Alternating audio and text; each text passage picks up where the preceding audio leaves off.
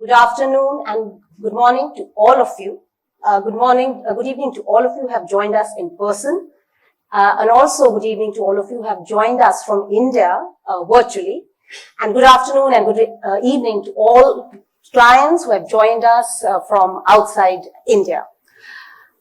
I am Anubhuti Sahai. I look after economic research for India for Standard Chartered Bank based out of Mumbai. And I am your moderator for the discussion today on decoding the union budget. Now, let me introduce you to the panelists here. First, I would like to introduce our panelist, Saurabh Jain. He heads the Wealth Solutions for Standard Chartered Bank India. And let me introduce you to the second panelist. He doesn't need an introduction, if I may say so. He's known for his as a prolific columnist. We all are readers, regular followers of his weekly column, Swaminathan. We all have grown up on that, if I may say so. So I'm extremely thankful for all your insight shared on those in these weekly columns. But for record purpose, I will still have to read a formal introduction. So let me do that.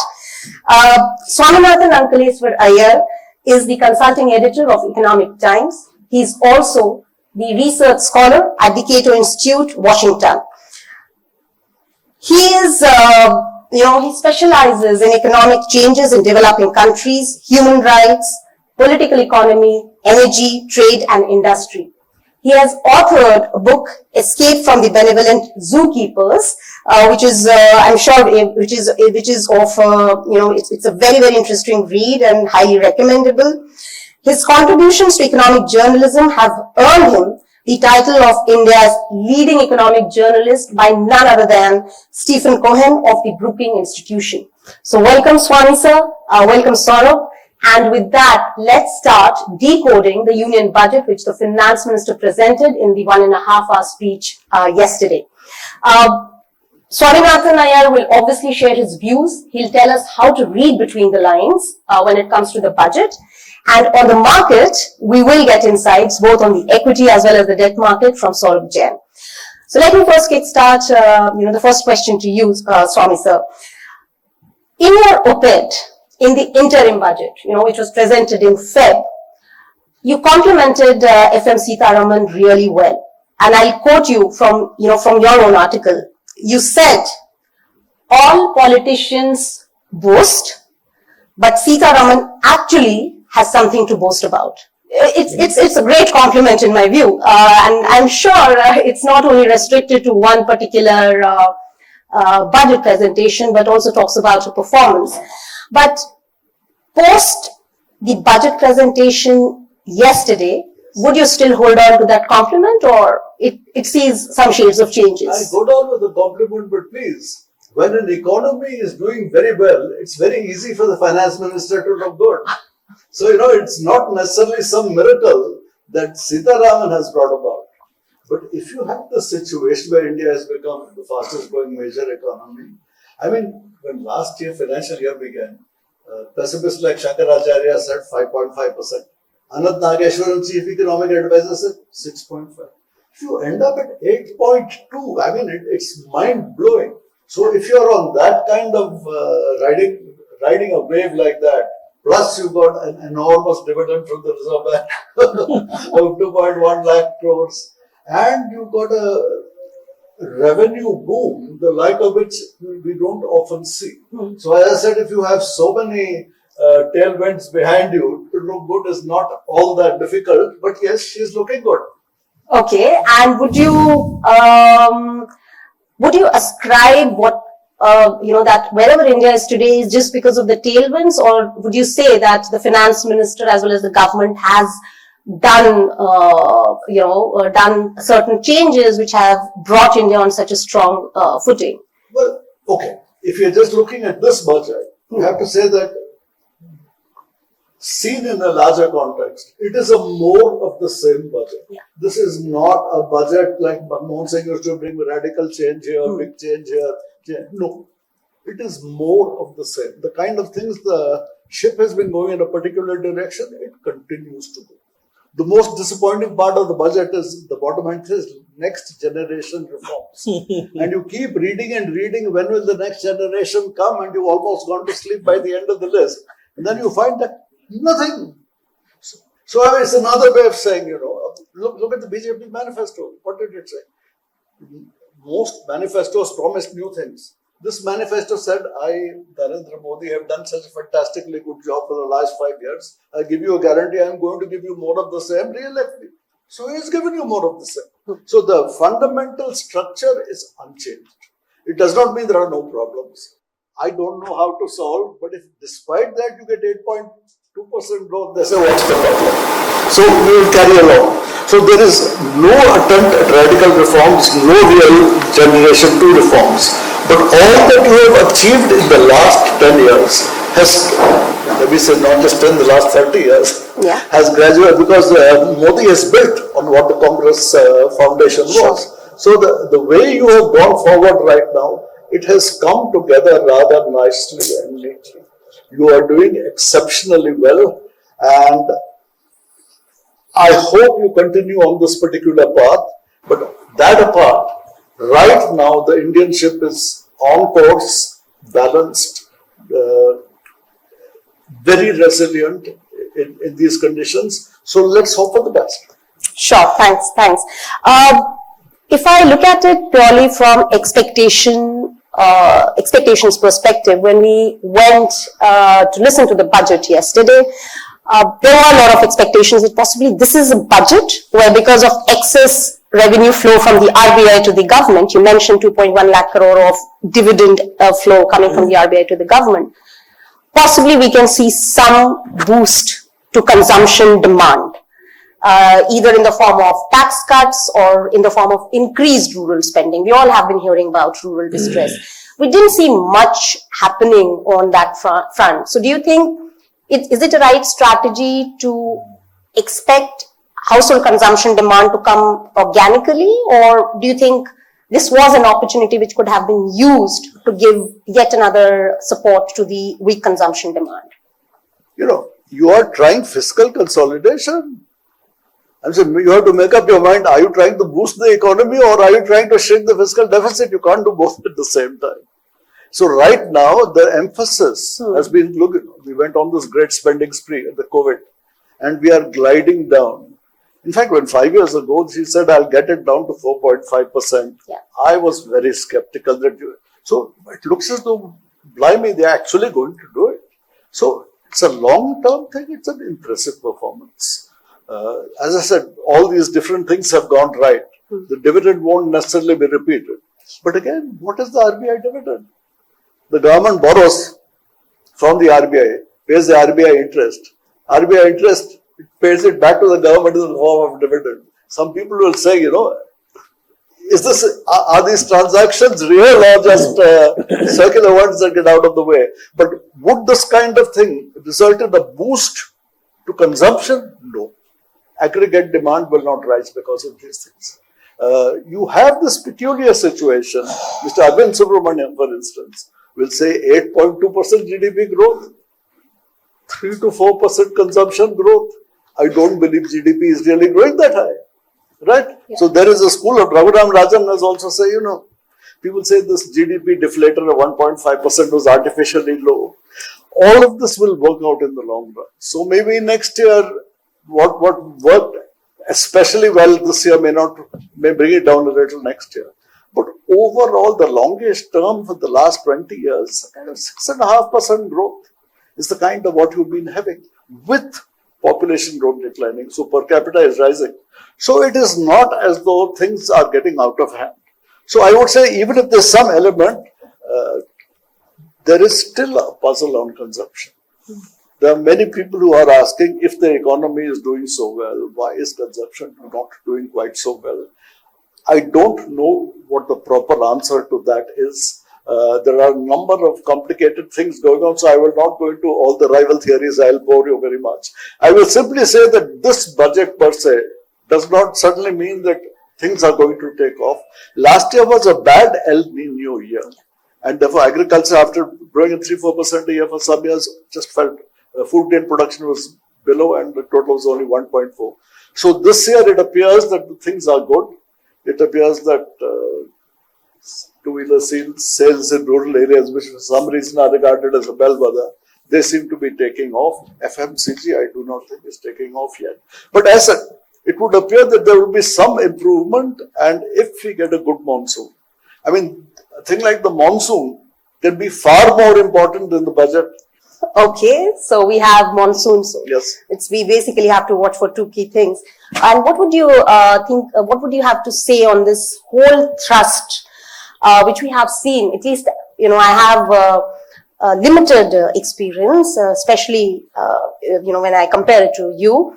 But this is the first, one of the first budgets where we have actually seen some or first step towards creating employment and skilling. One can argue, $25 billion to be spent over 5 years. One can argue it's a very small allocation. But the other way to look at it is this was not taken till now. At least the first step has been taken. So do you think, is it a good start to a long journey, or do you think it is too little and too late? And extremely important question given the demographic dividend we keep on talking about India. Okay. Jobs are politically very, very important. Whether or not you have the vaguest idea of what to do, you have to talk about it, you have to have a large number of schemes. There are some like me who would argue that governments do not create jobs. I mean, this is an economist point of view, a much broader point of view. Within this particular budget, they have had a scheme for, I'm going to subsidize the employee, I'm going to subsidize the employer, and I'm going to have a third one subsidizing both. And one will give you 210 lakh jobs, the other will give you 50 lakh jobs, the other will give you 30 lakh jobs. At the end of it, you will say, my God, we are going to have a labor shortage. With all these, who's going to, these are pies in the sky. So, you can put forward these schemes and you can have various models claiming this is what works. At the end of it all, the growth of the economy, the efficiencies within it, the matching of what the market wants and what's being done. The biggest problem is that. And if you have a system where the schools are such that a guy in 10th class can't read a class 2 text, that guy is coming into the workforce, he's getting a college degree. And he says, I now want an officer job. I mean, you say, for instance, I'm going to make an apprentice. I'm not sure. If he's going to be an apprentice on machining, the son of the rich farmer, is he going to do that job? No. That fellow already rides a Harley Davidson. He wants an officer job. So, the problem that you are seeing, that if there are, whatever it was, I think there were 5 crore applications for a few railway jobs. Now, to overhaul the school system and college system and make it as good as the top layer. The creamy layer is world class, so it looks very good. Below that creamy layer, it's just hollow. To bring it up to scratch will take 20 years. It can't be done in one budget or even by one prime minister, but it needs to be done. But this is a very long-term endeavor. So meanwhile, we have people putting forward various schemes and hoping they will work. Whether it will actually, the apprenticeship jobs is something everybody is in favor of. Whether the apprentices, the kind of apprentice training you get, if I do something at, shall we say, Bharat Forge, will that suit me for a job at Hindustan Lever or somewhere? I don't know. So whether we will get a matching, I don't know. I will simply say the good thing about apprenticeship with 100 top companies is that if you say I have done an apprenticeship at Hindustan Lever or Tata Motors, this will brush off on you. Whatever may have been things. So some of that brand value may push up. So maybe there is some help. But I still have to ask, if you have helped these guys, it will be at the expense of somebody else. Who says it is additional? At the end of it all, the total structure of the economy will determine the demand for labor. So the idea that you will just get more and more guys employed because you have apprenticeship, it can produce some better matching, some better brand value. So let's try it. By all means, let's try it. But we have a very deep employment problem which is not going to go away anytime fast. Sure, but at least a good start. So we can take that as a like a starting point. We didn't talk about capex. I mean, you mentioned there is a fiscal consolidation which has happened from 9% all the way down to 4.9%, which is the target.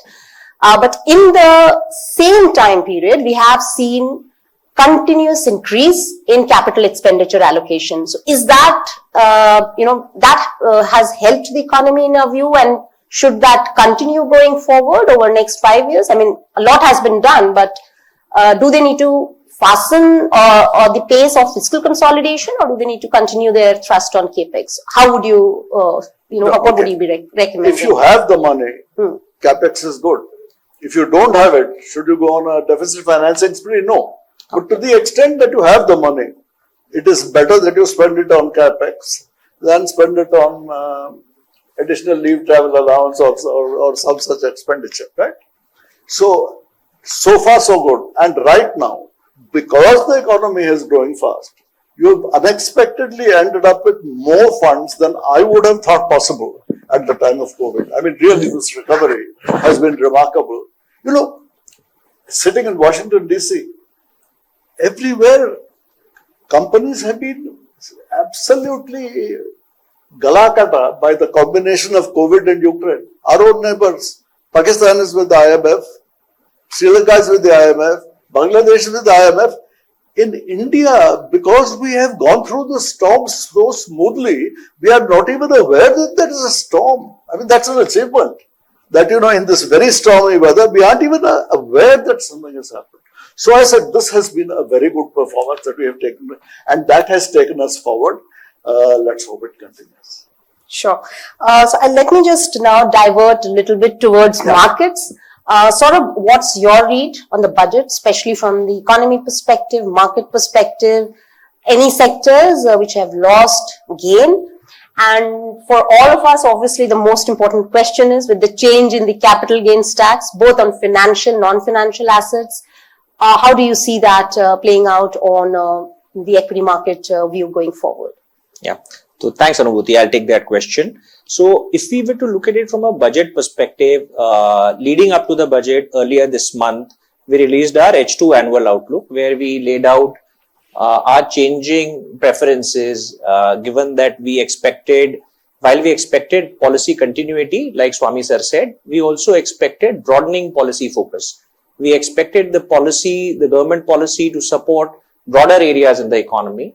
And also in terms of the themes and sectors that we were, overweight on, or we were structurally bullish on, which included, let's say, we were overweight on equity. We like certain themes, like we like domestic cyclicals, we like the investment related theme, the capex related themes. So some of them continue, and some of them we made changes to, and I'll take you through that.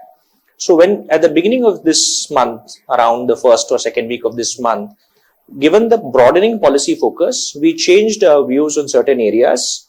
We went from overweight, let's say, in consumer discretionary. We expect an area like consumer staples is something that we went overweight on. So that was a call that we changed. And that is something we believe that, like Swami sir also said, I think consumption is something which has been slower. And as that broadly revives, and there is an opportunity there in terms of relative valuation as well over the period that we've seen. So that's one area we are bullish on. The other areas which we like in terms of themes is industrials, which is capex and manufacturing related themes. So whether it's manufacturing, whether it is industrial, so these are areas that we are bullish on and overweight on. Some of these themes have played out well so far and continue. And, I think it got discussed earlier in the panel today that today what the government is doing is in terms of 3.4% of the GDPs into capex is the highest in many years, right? And this kind of continued focus on capex will lead to, these areas of the economy from a equity market perspective do better. That's our view, and that's where we have shown greater focus. The other areas where, for example, we made one change from a defensive perspective is, we made one more change. We've gone overweight financials. We also believe there are relative better valuation available there. That's the other change that we made. So some of these changes we made earlier, thinking also about what the budget could bring about. From a union budget perspective, we believe that, and some of this got covered by Swami sir and you, is that clearly one thing which really stands out is the way the fiscal discipline has been maintained. In fact, it's been better than what was anticipated, even better than what the interim budget said. So, and clearly now there is a glide path which again was covered to 4.5% by FY26. So that's a clear positive. The other areas where we think the broadening policy focus will work out. While some of this is still on paper, we have to see how it translates. But there are four, themes or four target audiences that the budget, that the finance minister has laid out that they want, to benefit out of this whole budget, which is whether it's women, youth, MSME, farmers, and so on. So we have to see that play out. So that's the other area that we think we still have to see. Capex clearly is a positive. So if you have to call out two big things, Capex, fiscal responsibility, the way they've been able to, from the time COVID above 9% kind of deficit to now, looking at 4.5% FY26, I think these are clear positives from our perspective, and we think that's clearly the case. Let's now move to something that everyone is interested in, especially when it comes to investing, right? Which is taxes, in particular capital gains, right? This is a budget where the finance minister has made significant changes to the tax structure. What the finance minister has called out these are simplification and rationalization. So one interesting thing is that indexation completely goes away. So there is no indexation anywhere across asset classes. The indexation as a concept has been done away with. That also has the other change that has been brought about is there very clear definition on listed financial assets with a timeline of 12 months. So listed equity, listed bond, listed MFs, etc. were already 1 year. Now REITs and InvITs, which were earlier 3 years, have also been brought in line. The listed one has been brought in line to 1 year.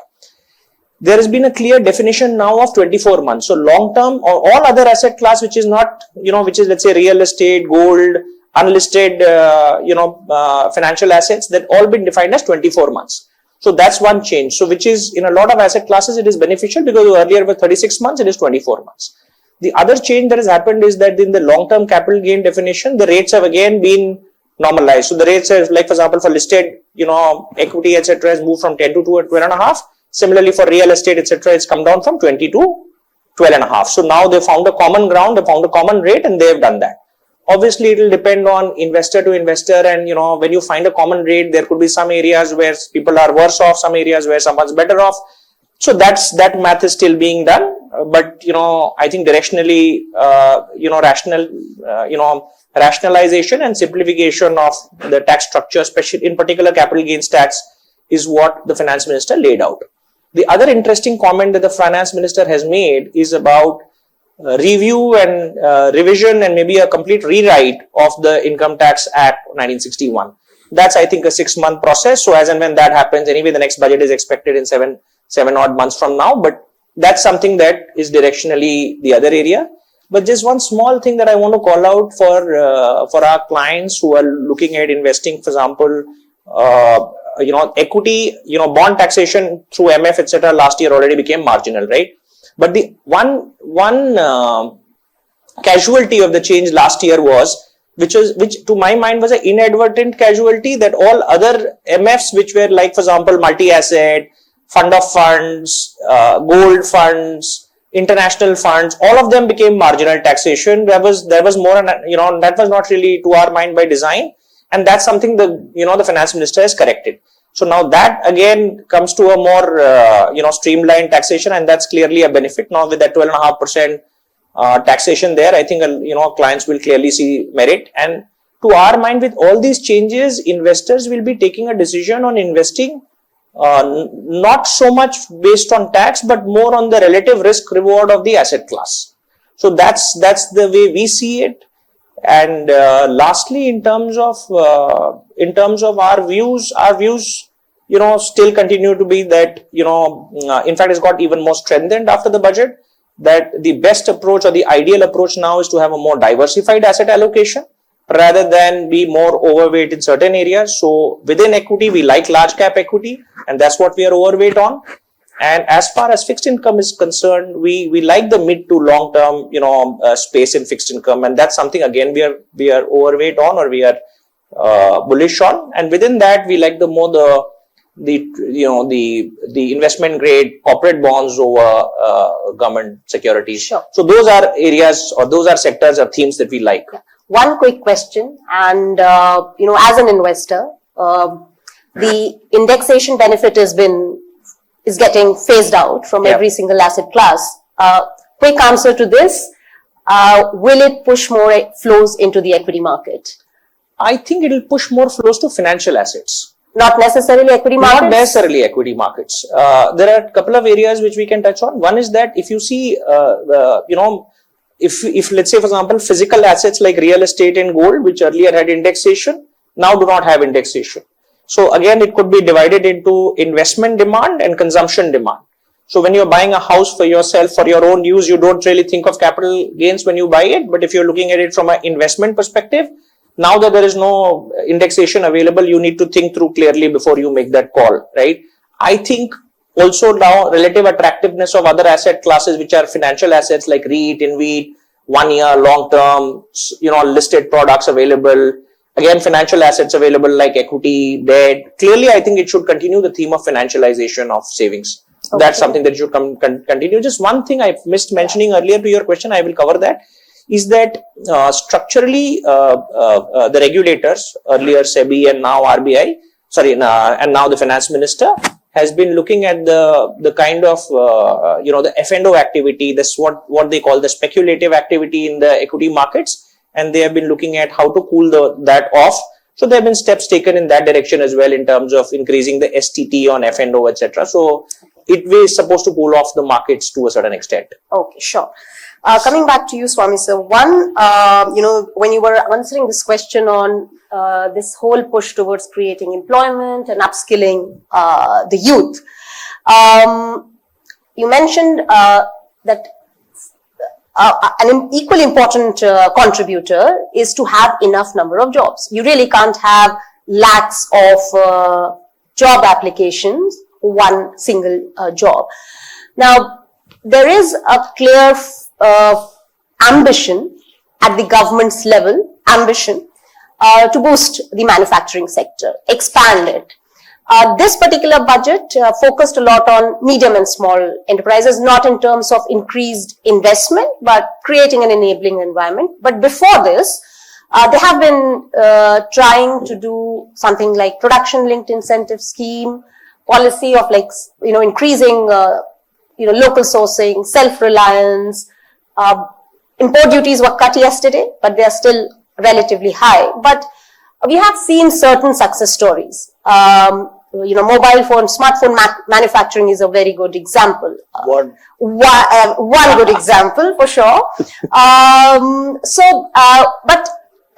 how would you see this model where there is a push to expand the manufacturing base in India? Do you think it is too reliant on the economic forces within the country, or is there a good mix where they are trying to balance it both with external and internal forces?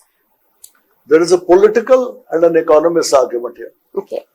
Politically, they have come to believe, this has been an RSS Swadeshi Jagran Manch things, that we have to go for this labor intensive, small and medium. This is the ultimate engine that we have. So that emphasis ideologically has been there for a long time.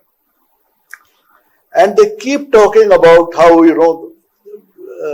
there is still a huge scope for textile exports, footwear, all of this kind of stuff. So why can't we get a larger slice? I've been hearing this for 50 years. The truth is that, in the informal sector, somebody is still doing a garment or two, he will do it. But if you want, like Bangladesh, if you want a factory with 10,000 people in the formal sector, then they will say, over and above the wage, there will be the contribution towards the provident fund, towards the pension fund, to the, leave travel allowance, 1 month full leave, sick leave, casual leave. The real cost of labor in the formal sector is huge the moment you switch. The second thing that I think people are not paying attention to, the exchange rate of a country is ultimately driven by our most competitive exports, not by the uncompetitive ones. Here we are desperately trying to push the uncompetitive part, which is this labor-intensive things, whereas in fact, your comparative advantage lies in high-skilled manufacturing and high-skilled services. So you have a situation where the high-skilled part, if you ask me, is driving the exchange rate to a point where high-skilled exports are very competitive and the low-skilled ones are less competitive than others, because that's the way you are moving. So the notion that, there is this desperate attempt to catch a bus that left a few decades ago. Many of the Asian tigers, they started their ride on the basis of garments, they started the basis of footwear. We keep talking about this. Fundamentally, if you ask me, not only have we missed that bus because we are priced out of it. I went to a factory in Ethiopia run by an Indian textile manufacturer. He says, I import the best equipment in the world, right? Duty free. My land is free. My labor is 1/3 the cost of India. How will India compete? I could not answer the question. So fundamentally, comparative advantage is now shifting out of Asia, where the wages are coming up. It is shifting to Africa. So let us not keep focusing on labor-intensive exports, labor-intensive manufacturing. Wherever we are most skilled, wherever our comparative advantage is most, that I am afraid is not where the politician is looking. So how will we solve the problem? I can say, like everybody else, I do not have a solution. All I can say is, if you're managing to do 8% nevertheless, don't complain too much. But I agree with your view. Like an 8% growth is good, but it's equally true that the median age in India is 28. So probably you need to keep the young minds occupied, and we need to create jobs. So maybe some solution will have to be found. I know you said that the market will say, various kinds of things will be available. No, I have seen people who are running a stall, selling things, saying, I'm unemployed. Oh. Now, from his point of view, employment means a government job. And if he is actually doing if he is doing a completely unproductive job in a government doing nothing, that is supposed to be a job. Whereas if he is doing a productive job selling bananas, that is not supposed to be employment. So, between what you expected to get and what you end up with, it may be different, but it does not really mean you are unemployed. It is true that it's very difficult to satisfy all of those. At the end of it all, the market itself will fit people in. This is not a country where enormous numbers of people are in deep distress. They are not getting the quality of jobs they want. They say decent jobs are not available.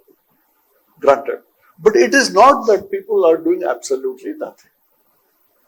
Thanks. So is there, you said there are jobs for the highly skilled, both in the manufacturing and the services. And one of the success stories is obviously on the global capability centers. So is that the way to go ahead? Because as I mentioned before, there is a need to create jobs. So is Global Capability Center a model which possibly we should be replicating, maybe in newer areas? I think Global Capability Centers is a classic example of saying governments don't create jobs. We have created, all those jobs have come up there, the government didn't create any of them. Yeah. So what has created this job? This is now a boom sector, and the whole world is beginning to look at it. Unfortunately, because there are no separate balance sheets, we can't get our fingers onto really good, reliable data, but the numbers are humongous in any case. But how did this come about?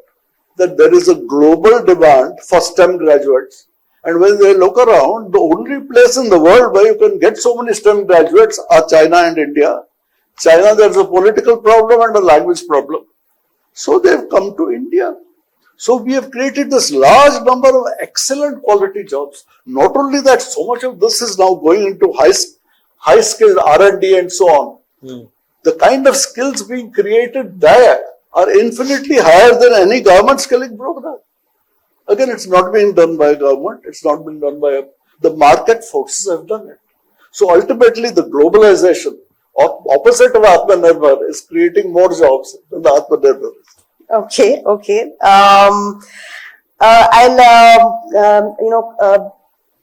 Come to, we have covered on India, the budget, we have covered in great detail. You are a globetrotter. You have said that you have a globalized family. Yes. Even before the term globalization probably became very commonly used. So maybe a little bit add on your family, globalized family, what exactly you mean if audience here is not that well aware. But you spend almost half of the year in US or more? More. Okay. So, we know India is doing well, but the other economy which is doing well is US. So what's the feeling there on the ground? Is it as good as we see it in the data, or what's the on the ground feel there? Once again, Mr. Biden will say, all these ungrateful guys, the economy is doing so well, and why am I not popular? Sorry to intervene. Jobs. I mean, everybody has an expectation of a kind of job. So the guy said, I have this job, but it is not the kind of thing I would like to get. So there is this peculiar thing which Trump is playing on. That yes, on the one hand, Mr. Biden can say, look at this record low unemployment, high growth. What are you complaining about? And Mr. Trump says, this is not like my grandfather's time when there were all these jobs in steel and automobile and all those industries which are there. So there is this question of the matching thing. So best case scenario, okay, things will not be ruffled too much. But worst case, I mean, he's definitely said he's going to put 10% import duty, 60% to China. If he does that, Europe will retaliate. We will also have to retaliate. China will retaliate. And what will Trump's reaction? He will double up. He will retaliate against the retaliation. And there is this danger that we are going to go into this kind of thing which happened during the Great Depression, where people were retaliating under one another. And if you have this situation where everybody says, I want to increase exports and reduce imports. Unfortunately, one country's exports is another country's imports. So if everybody reduces the imports, they end up by reducing all exports. I mean, this is what happened in the Great Depression. So I'm not talking about the worst case. Beyond that, Mr. Trump is an isolationist. Almost certainly he will, I don't think he'll withdraw from NATO, but he will stop funding the war in Ukraine. The Europeans will still keep it going. The United States is a place where you can approach the courts and they can stop a whole lot of executive action for quite a long time. So this thing may get spread out. I hope this trade war and retaliation, tit for tat, does not get too bad too fast. It will play out over some time. I would merely say that at the worst case scenario, there is a bad scenario. It's bad for the world. It's bad for India. Okay, sure, thanks. And what does it, like you said, it's bad for India, but, it's primarily bad because there will be disruptions at the global level, right? Or yes, we are part of the globe. We are doing well.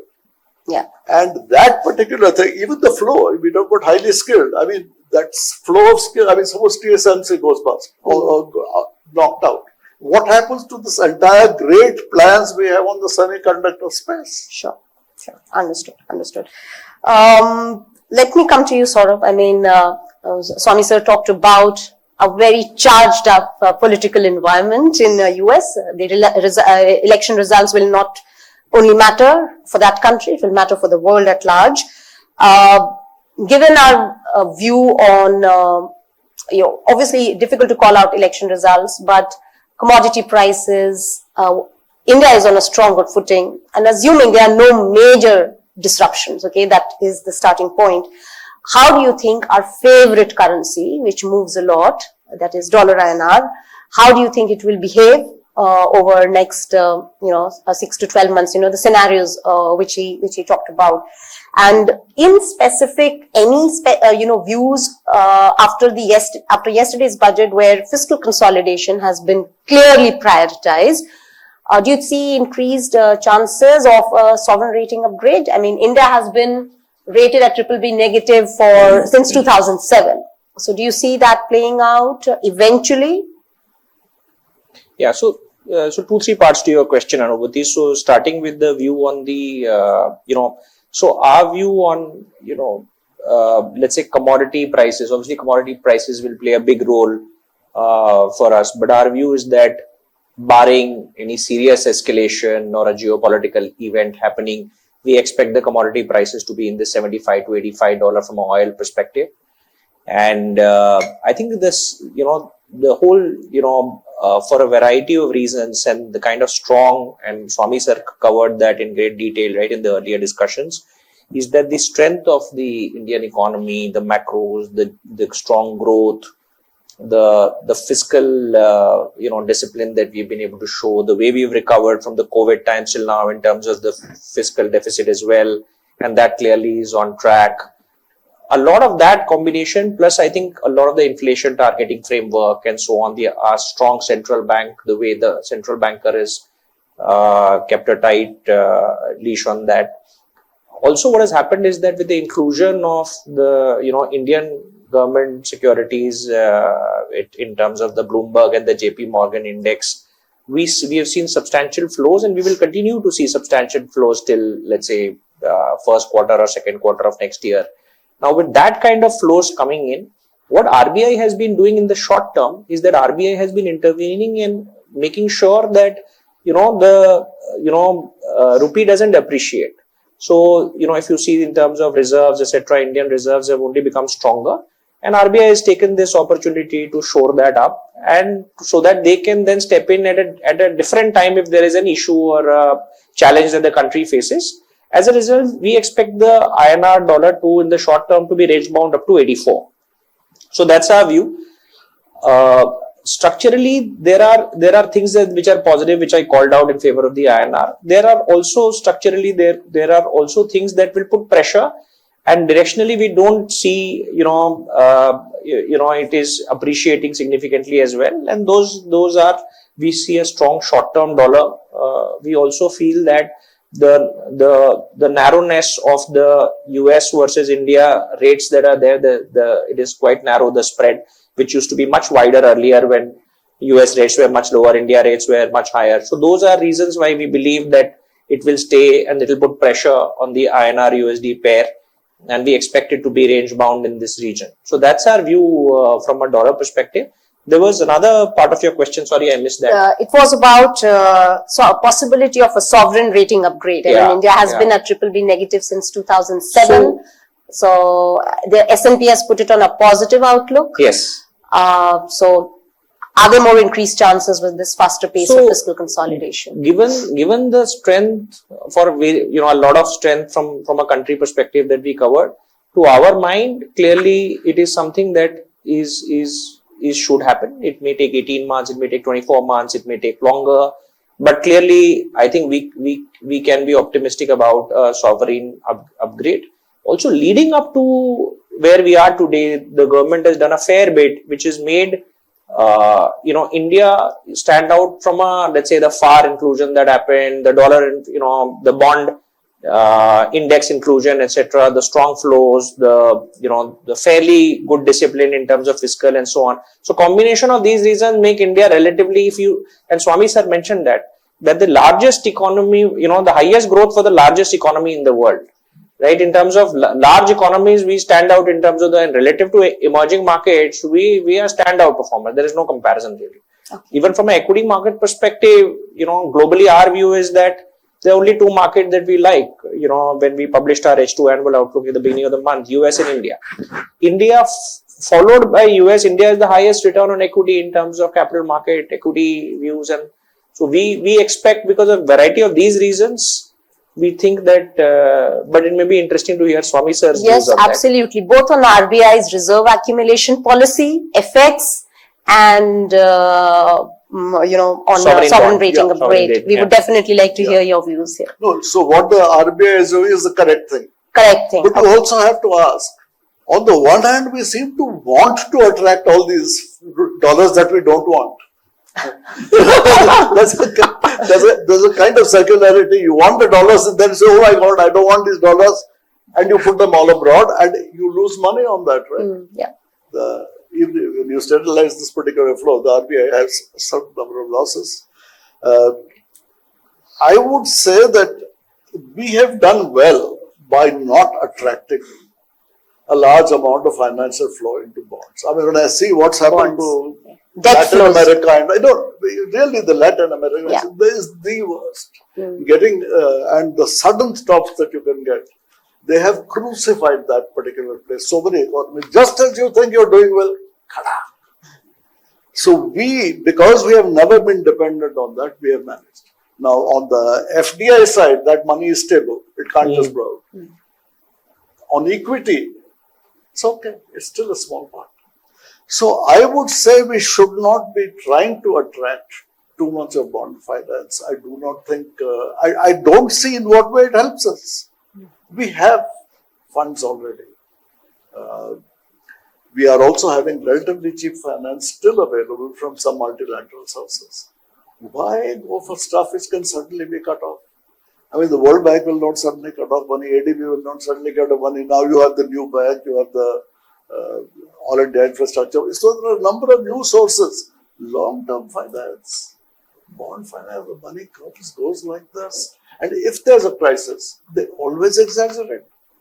So too much money will come in when you don't want it. And when you want the money, the whole damn thing will flow out. So I'm not one greatly enthusiastic about attracting money for bonds.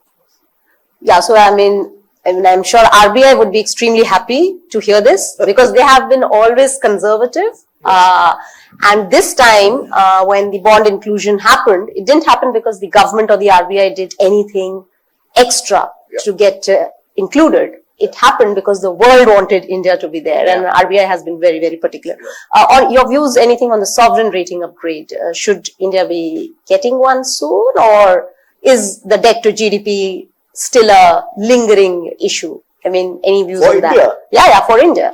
But as far as sovereign debt is concerned, the government of India does not make a point of going out and marketing its stuff abroad, like the Latin Americans or some of the other guys are doing.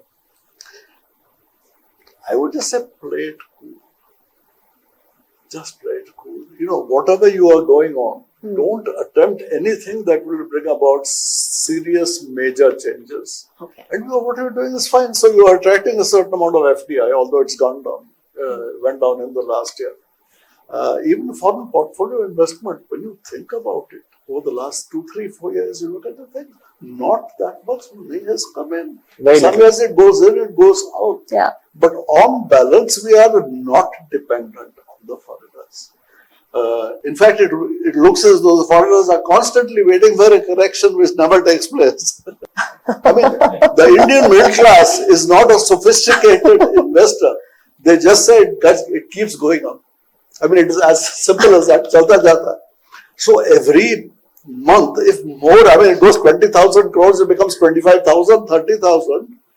Without any look at the other factors, we are getting completely overpriced in ways which frankly make me uneasy. Why do we have these enormous huge? Is there a chance that, this is building towards a point at which somebody will suddenly say, why is the Indian market so overvalued, and you get a big crash? So, Swami sir, in fact, some of the points that you made, on the valuation, on equity markets, is something that we also have taken a considered view on. So that's where we changed our view earlier this month from being overweight equity, and also within equity, small and mid cap. So there are certain parts of the equity market where there is greater froth or there is greater premium, let's say from a historical valuation perspective.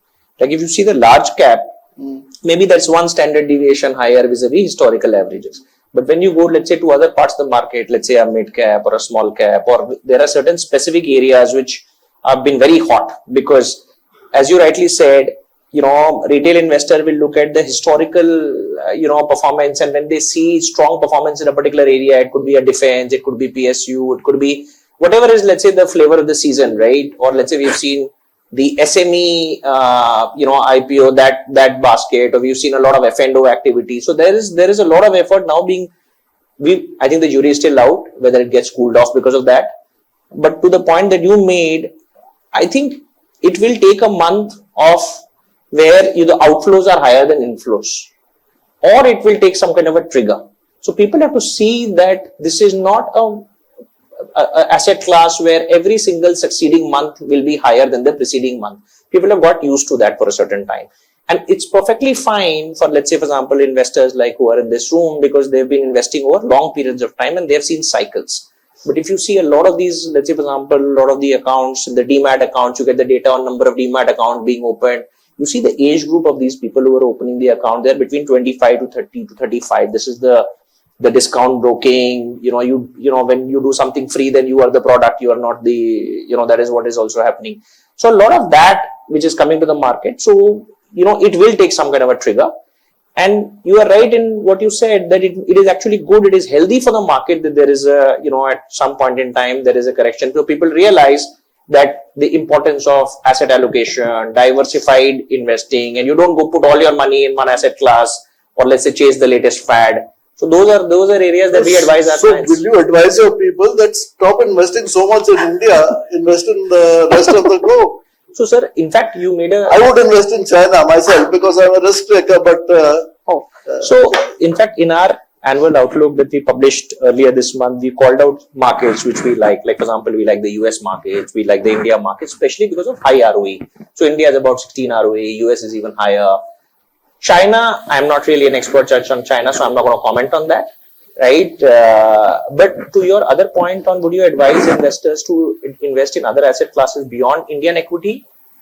Answer is an emphatic yes, which is what I called out earlier, that we are overweight fixed income, we like the mid-long duration. Also, sir, what has happened is with the recent budget tax changes that has happened, there was an anomaly which I covered earlier that had crept in, where people, even if they're investing in products which are non-equity and non-debt, but the taxation was marginal. So that made it relatively unattractive. With gold funds, multi-asset products, a lot of those products now becoming, or even international funds. But there, Swami sir, there is also a challenge. The challenge is that there is a $7 billion and a $1 billion cap on international investing, right, for Indian investors. So there are only two ways you can invest abroad. One is through the LRS route, in which you pay TCS and take the money out and do that. The other is through feeder funds, but the feeder fund route right now broadly exhausted, because I think it's a RBI threshold which is where we are. But from as at Standard Chartered, we definitely recommend our clients should have global diversification and international allocation. In fact, we have products that we have made available globally for our clients should they choose to invest that way. Yeah. In fact, we have a proprietary offering called Signature CIO, where we have an internationally diversified across asset classes, EM, DM, equity, fixed income, where our clients can invest.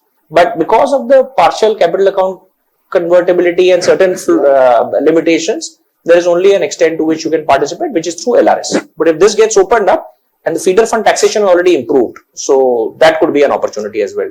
And Bitcoin, Mr. Shaktikanta Das says, it is not even backed by a tulip. But nevertheless, people who have invested there have done very extremely well. So what is the advice that you give to, we advise our clients to stay away from Bitcoin. We advise our clients to stay away from Bitcoin. That is the only advice we give. We don't offer any other advice. Okay. So obviously very interesting conversation there. I mean, the debate can continue because the structural story, the medium story of India is very, very attractive. And I think there is a structural change also, the savviness, financialization of savings, moving away from debt to equity. We have just started. So from a medium term perspective, it can still be a good story. That I would speak as an individual. But now we are almost at the close of the session, and I would ask one last question to you, Swami sir. You have seen the economy evolving over past several decades. You have seen the policy, the growth, how it has diversified, not diversified. You understand the nuts and bolts very well. Are you optimistic on India's growth prospects? We know it's the to-do list is very, very long, but are we going to win every match and then lose the final? Or will it be a T20 World Championship kind of a win, which we'll see eventually? We have managed to get to the stage, as I said, structurally you have improved. It cannot be done by a policy. But roughly speaking, with digitalization, with the improvement of service delivery, I mean, a thing like COVID, that challenge of feeding of all these people, at that time, I really thought that, this is going to be such a thing that they will lose the UP election. But, we went around and everybody said that they are getting the feeding. Rajiv Gandhi used to say, if you remember, that out of 100 rupees, only 15 rupees gets through and 85 wasted. Today, I would say 85 gets through and only 15 is wasted. Now, the impact of this is huge, but it is not the result of any one policy. It is the overall improvement of the capacity of government plus new technology, the digitization, the bank accounts are. So all of this, I think, has improved the structure of the economy. Of course, then there are formal things like you going to GST, going to the insolvency bankruptcy code, you cleaned up all the bad debts in the system. So, structurally, suddenly you really look much, much stronger today. So that, I think, is the thing which I would say, because of this, forget who becomes Prime Minister, forget what happened to Trump. The structure, you are finally evolving towards, out of just being another third world developing economy, another world where, we will have the politics of it. Okay, people say the main thing about this budget is what have you given Nitish Kumar or what have you given Chandrababu Naidu. That is part of democratic politics. But the point is, it does not matter. Because at the end of it all, if you're going to build Amravati, that's an excellent thing that needs to be done. If you're going to improve infrastructure in the eastern region, that's an excellent thing which needs to be done. So I said the structure has improved. And for this reason, I would say that this is a very positive change that has taken place. Thanks a lot, Swami sir. Thanks, Saurav, for your views. With this, we'll bring an end to the virtual session. And thanks everyone for joining us virtually for this session, and hope it was insightful for all of you. Thank you. Thank you very much.